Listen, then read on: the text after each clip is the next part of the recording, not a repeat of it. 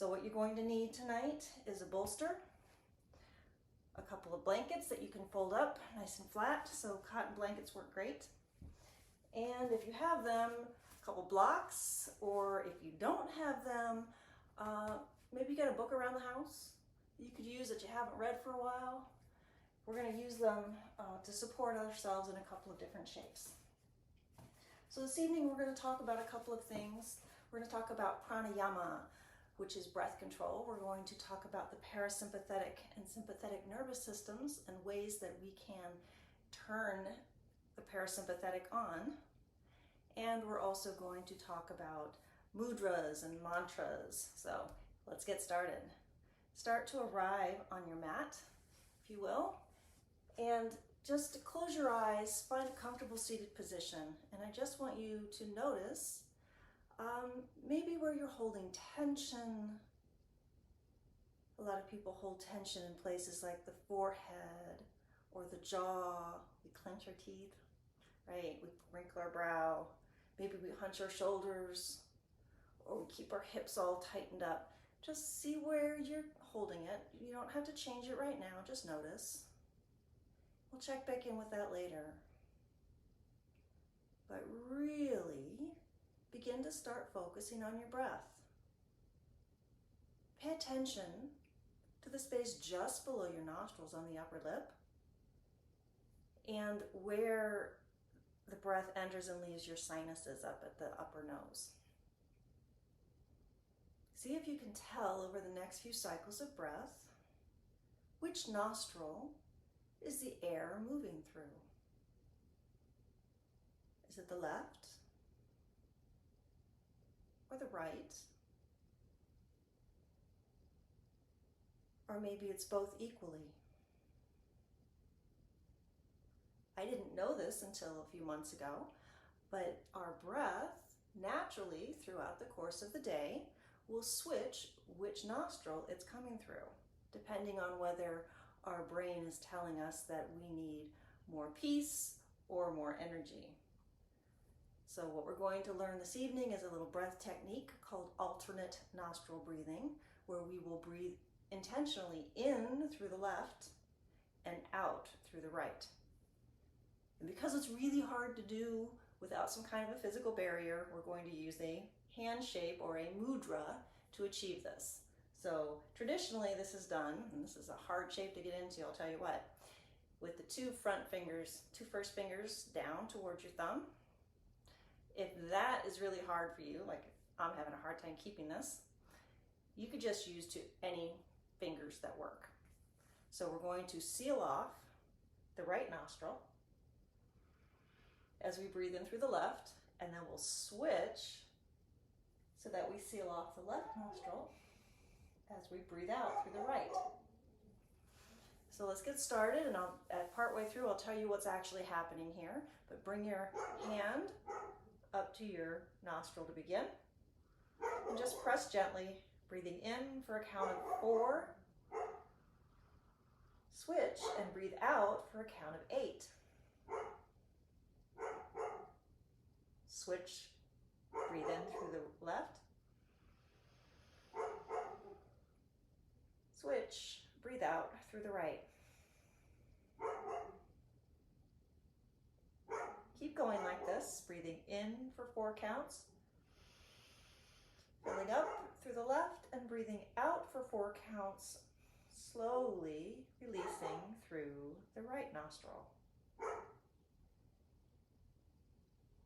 What's happening when you do this is you are engaging what is called the parasympathetic nervous system. Your sympathetic nervous system, that's the adrenaline rush, that's the fight and flight. That's not what you want if you're trying to get into a calm state. The parasympathetic nervous system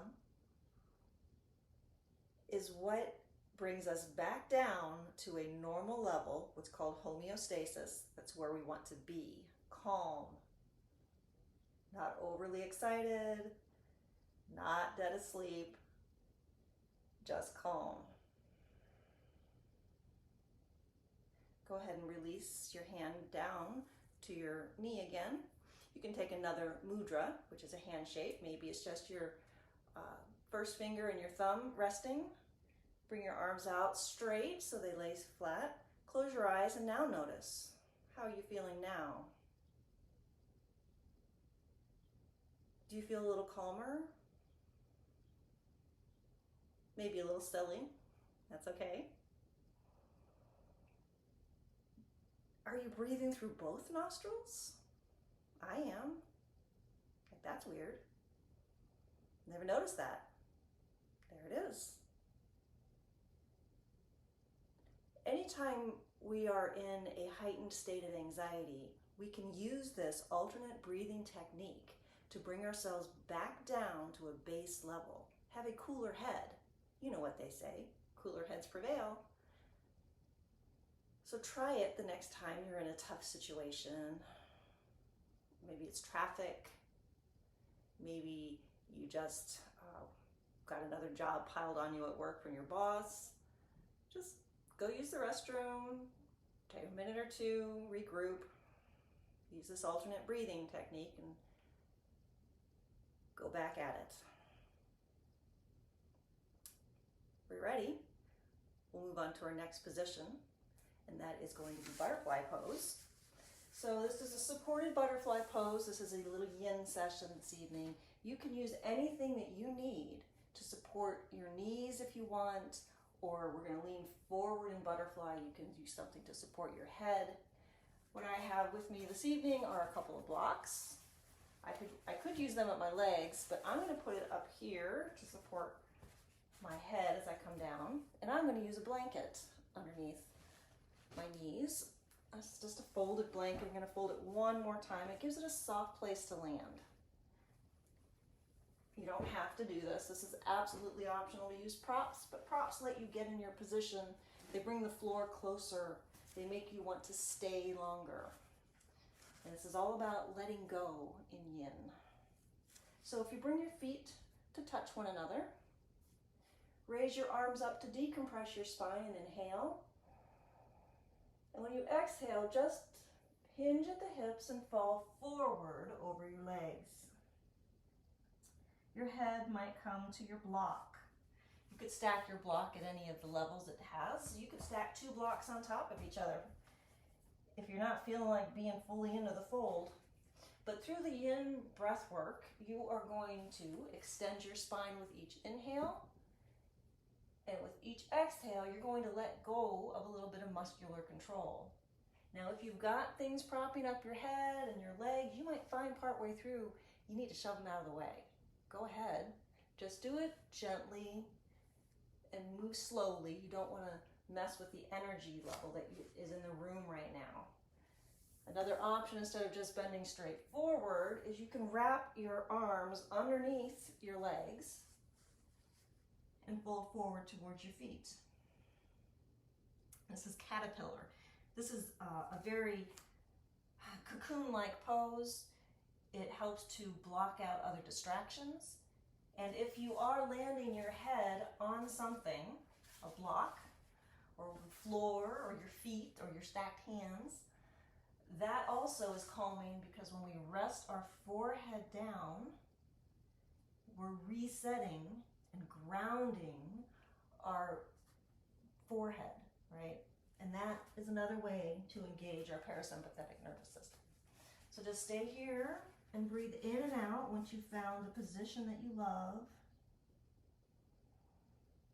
Inhale to lengthen the spine, and exhale to just melt towards the mat.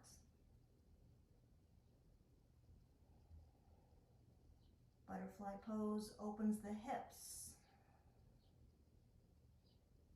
as well as engaging your parasympathetic state. So we can release tension.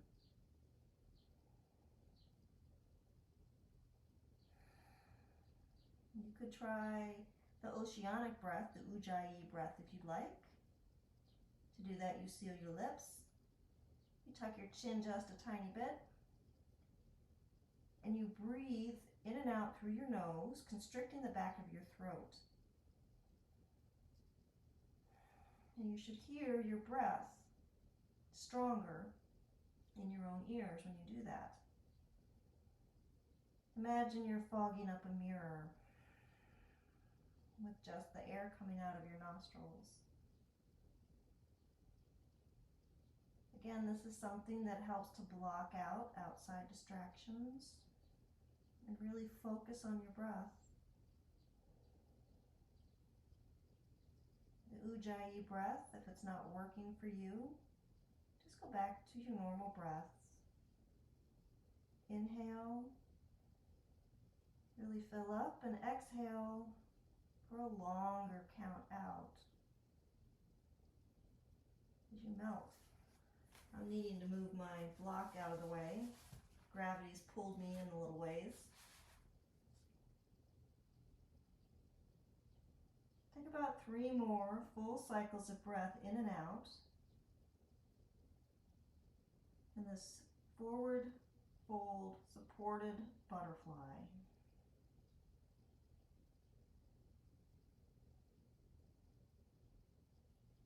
And when you're ready to come out of it, maybe you walk your hands up your legs, giving them a little bit of a massage. Opening our hips like this can be really intense, so just be gentle with yourself and move slowly. Maybe you want to come into an opposite shape, or maybe you would like some stillness. Either one could feel good. I'm going to lean back with my hands behind me and my feet hip width apart to come into an opposite shape. It's just, they call this windshield wipers because that's really what it looks like. And all I'm doing is resetting my hips from that intense outward position by letting them slowly land in the opposite direction. When you feel that you have enough movement and the blood's flowing good again, you slowly come to a stop. And this is where you're going to need a couple of blocks and maybe your bolster if you like. You're going to put your blocks into a T shape. I brought my pink one so you can see them tonight, towards the top of your mat. And your top block can be, ideally it's a little bit lower than your middle block. And when you lean back on these blocks, you want your shoulder blades to fall on the first block and your head will hang off and land on the second block. This is supported fish pose. Now if you want that bottom block a little higher, absolutely go ahead. But in fish pose, normally you're propping yourself up on the crown of your head. So this gets you towards that position without a whole lot of muscular work. So find yourself a spot. If it's too much on your shoulders, put your bolster on top of them as a cushioning position. And then just lay your arms out long and begin to melt your shoulders open and down towards the mat. In our modern world, we spend so much time hunched forward. It can feel really nice to open up the heart and across the collarbone.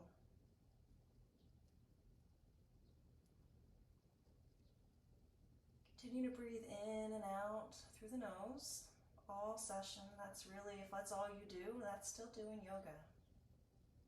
That's you, your body, and your breath. The shapes are totally optional, but they certainly have benefits of their own. Now in an in-person class, many teachers like to offer hands-on assist. You can do it for yourself in this position. Just you can cross your hands over your shoulders and feel a little pressure pushing your shoulders down a little ways. That could feel good. Or you could do a little self-massage. Just take your pinchy fingers and in that crossed hand position, find the space just below your collarbone and press or work little circles.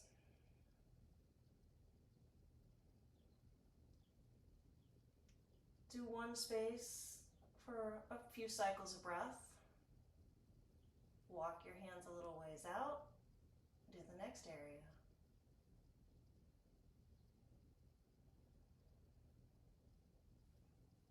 Once you reach the end of your collarbone, you can uncross your hands, unfurl your fists, and lay your arms out long again by your side. Take another 5 full cycles of breath in and out in supported fish pose. Your feet flop out to the sides, letting go of muscular tension, and you let gravity pull you closer to the mat. You let your exhales soften all your muscles that have supported you all day long.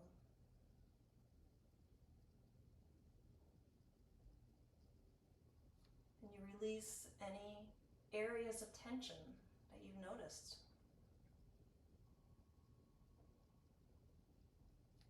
Your jawline, unclench the teeth.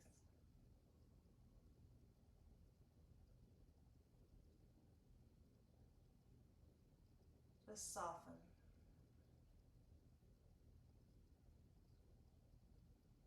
And when you're ready, we can move into our next position. But to get there, we got to get off these blocks. So we need to do it safely. You can push into both elbows and lift your head slowly up. Or you could press into the one elbow and roll gracefully off of the upper block and move it out of the way. And then push yourself up to a seated position again. Our final pose is going to be Savasana. You can take it in whatever shape that you prefer. I'm going to use a bolster for a child's pose Savasana this evening. And to get into child's pose, I put my feet and my hands about hip width apart, and then I walk my knees out to the edges of the mat, my toes are touching. Now I'm going to shift my weight back into my heels. If you are not reaching because you've got tight hamstrings, feel free to put a block here or a blanket, just something that's going to let you relax into the pose, and pull that bolster in front of you and just drape yourself across it. You might want to bring the floor closer with a block. You're welcome to do that. If the block's not handy, just stack 2 fists up. You don't want your head in traction so much. You don't want it like falling if it hurts. So protect yourself by using your props. Make yourself comfortable. For me, the blanket on the legs is not working.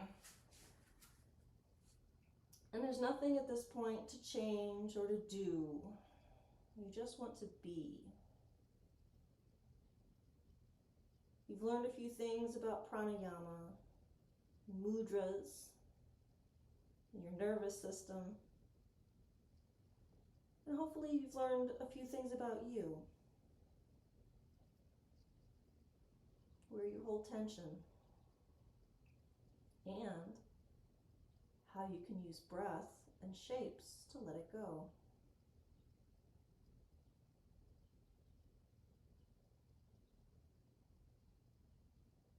I'll bring you out of your Savasana in a few minutes. I'm still here.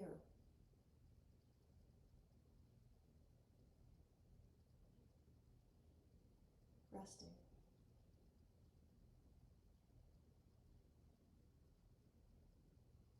Being.